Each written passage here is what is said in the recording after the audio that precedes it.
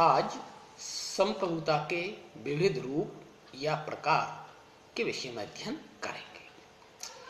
पिछली कक्षा में संप्रभुता का अर्थ, परिभाषाएं एवं विशेषताओं का अध्ययन किया। अब संप्रभुता के विविध रूपों का अध्ययन करेंगे। राजनीति शास्त्र के विभिन्न विद्वानों ने संप्रभुता की अलग अलग परिभाषाएं दी हैं। संप्रभुता शब्द का प्रयोग इन विचारकों के द्वारा विभिन्न उद्देश्यों से विभिन्न रूपों में किया है। इन आधारों पर विचारकों ने संप्रभुता के विविध रूपों का प्रतिपादन किया है, जो इस प्रकार है। नाममात्र या औपचारिक संप्रभुता और वास्तविक संप्रभुता।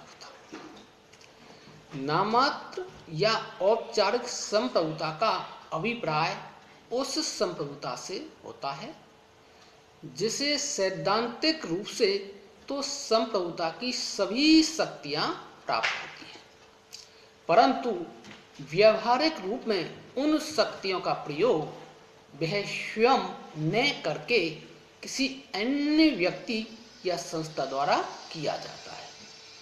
व्यवहार में इन शक्तियों का प्रयोग उनके नाम पर कोई अन्य व्यक्ति ही करता है।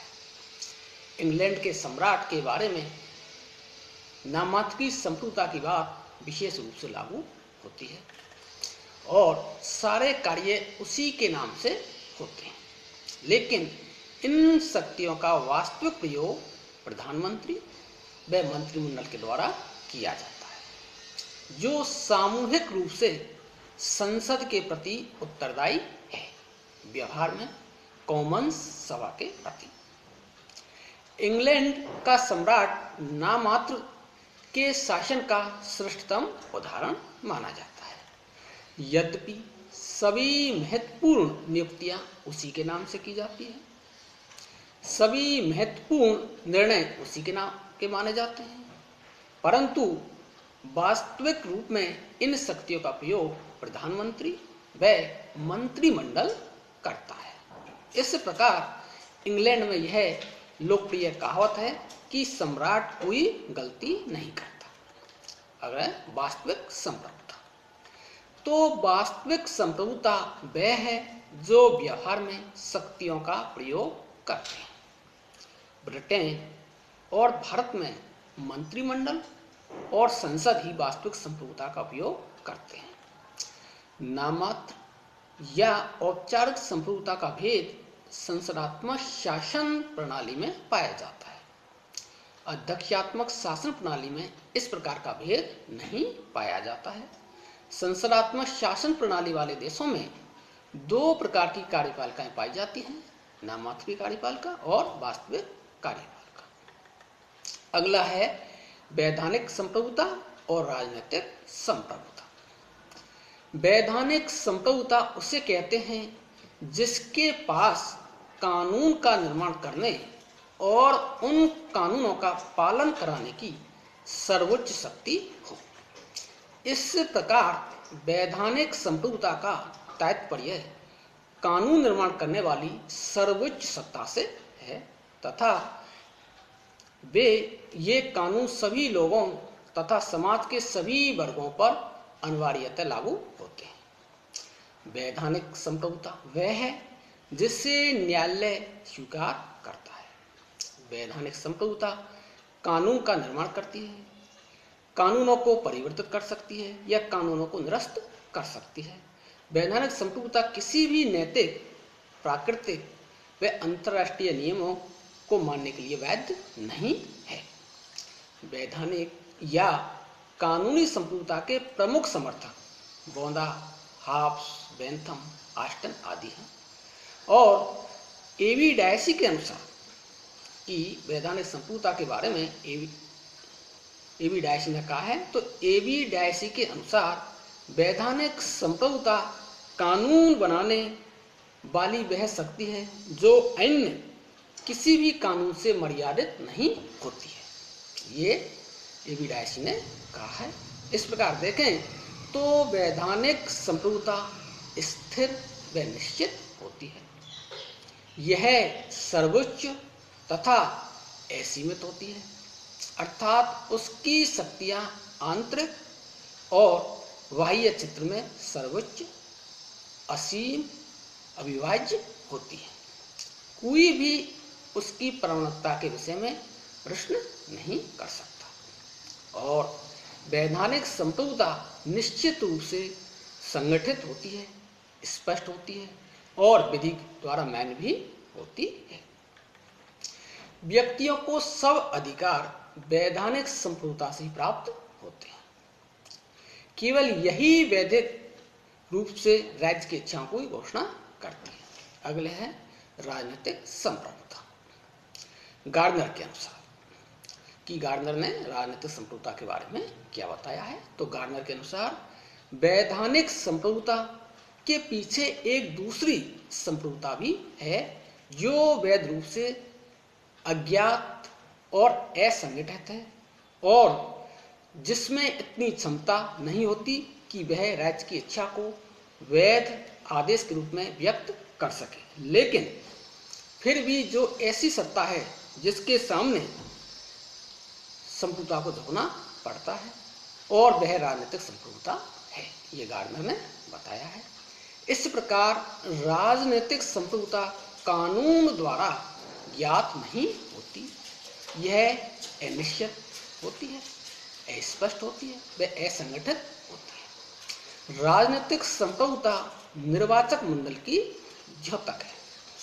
यह मतदाता और लोकमत की शक्ति है। यदि इंग्लैंड में राजनीतिक संप्रभुता की खोज की जाए तो यह कहा जा सकता है कि वहाँ संसद कानूनी संप्रभु है, वैधानिक संप्रभु है, तो वहाँ का मतदाता राजनीतिक संप्रभु है। वैधानिक दृष्टि से संसद ऐसे कानूनों का निर्माण नहीं करती जो जनमत के खिलाफ हों, जनता के कल्याण और इच्छा के विरुद्ध हों, क्योंकि जनता संसद के सदस्यों को निर्वाचित करती है और उन पर नियंत्रण रखती है। वैधानिक संप्रभुता की सत्ता पर नियंत्रण रखने वाली इस शक्ति को ही राजनीतिक संप्रभुता कहा जाता है। और गिलक्राइस्ट ने कहा है कि राजनीतिक संप्रभुता किसी राज्य में उन प्रभावों का समग्र योग है जो कानून के पीछे होते हैं। ये बात गिलक्राइस्ट ने कही है। जहां प्रत्यक्ष लोकतांत्रिक शासन व्यवस्था होती है वहां पर वैधानिक संप्रभुता और राजनीतिक संप्रभुता का भेद नहीं पाया जाता। लेकिन आज देखें तो विश्व के विभिन्न देशों में अप्रत्यक्ष लोकतांत्रिक शासन व्यवस्था है और इस अप्रत्यक्ष लोकतांत्रिक शासन व्यवस्था वाले देशों में वैधानिक संप्रभुता और राजनीतिक संप्रभुता का भेद पाया जाता है। अगली है लोकप्रिय संप्रभुता। कि लोक संप्रभुता का अर्थ है कि राजनीतिक सत्ता अंतिम रूप में जनता के हाथों में होती है। लोकप्रिय संप्रभुता की धारणा रूसों के राजनीतिक दर्शन का महत्वपूर्ण तर्क है। उन्होंने सामान्य इच्छा को ही लोक प्रभुता माना है। उनकी सामान्य इच्छा का तात्पर्य मानव की इच्छा का वह श्रेष्ठ भाग है जो संपूर्ण समाज के लिए आवश्यक रूप से हितकर हो, लाभकारी हो, कल्याणकारी हो। इस प्रकार रूसों की सामान्य इच्छा सामान्य व्यक्ति की इच्छा है और सामान्य हित पर आधारित इच्छा है। मध्य युग में लोक प्रभुता के विचार को मार्सियो ऑफ पेडुआ तथा विलियम ऑफ ओकम आदि के द्वारा जन्म दिया गया। लोक प्रभुता आधुनिक लोकतांत्रिक शासन का आधारभूत तत्व है और इसके बारे में ब्राइस के शब्दों में ब्राइस ने कहा है कि आधुनिक युग में लोक प्रभुता लोकतंत्र का आधार और पर्याय बन चुकी है। ये ब्राइस ने कहा है। इस प्रकार लोकप्रिय संप्रभुता में सरकार शासन व्यवस्था का संचालन जनहित को ध्यान में रखकर करती है तथा वह तभी तक शासन करेगी जब तक उसे सर्वसाधारण का विश्वास प्राप्त हो एवं सरकार के द्वारा अपनी शक्तियों का प्रयोग संविधान द्वारा निर्धारित सीमाओं के अंतर्गत ही किया जाना चाहिए एवं सरकार जनता के प्रति उत्तरदायी होनी चाहिए तथा जनता को मताधिकार प्राप्त होना चाहिए। इस प्रकार लोक संप्रभुता लोकतांत्रिक शासन व्यवस्था की आधारशिला है। अगला है विधित संप्रभुता और तथ्यतः या यथार्थ संप्रभुता। विधित संप्रभुता वह है जिसमें व्यक्ति या व्यक्तियों के समूह को राज्य में संविधान के आधार पर शासन करने का अधिकार प्राप्त हो।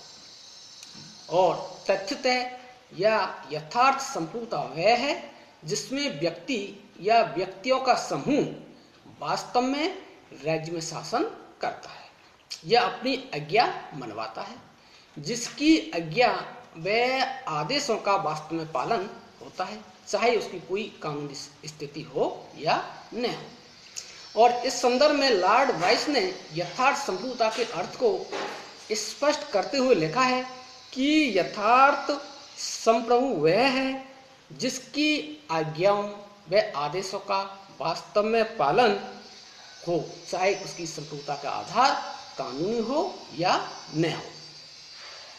सामान्यतः विधित संप्रभुता और तथ्यतः या यथार्थ संप्रभुता अलग अलग नहीं होती, लेकिन कुछ विशेष परिस्थितियों में विधित संप्रभुता और तथ्यतः या यथार्थ संप्रभुता दोनों अलग अलग हो जाती है। किसी देश में युद्ध या विद्रोह के परिणाम स्वरूप ऐसी विशेष परिस्थिति पैदा हो सकती है। इतिहास में ऐसे अनेक उदाहरण हैं जब किसी महत्वाकांक्षी व्यक्ति या असंतुष्ट व्यक्ति या व्यक्तियों के समूह ने शासन के खिलाफ विद्रोह करके सत्ता हथिया ली तथा उसके बाद स्वयं को देश का वास्तविक शासक घोषित कर दिया। लेकिन विधित संप्रभु और तथ्यतः यथार्थ संप्रभु ज्यादा समय तक अलग अलग नहीं रह सकते। इस प्रकार संप्रभुता के विविध रूपों नाममात्र या औपचारिक संप्रभुता और वास्तविक संप्रभुता, वैधानिक संप्रभुता और राजनीतिक संप्रभुता, लोकप्रिय संप्रभुता, विधित संप्रभुता और तथ्यतः या यथार्थ संप्रभुता के विषय में अध्ययन किया।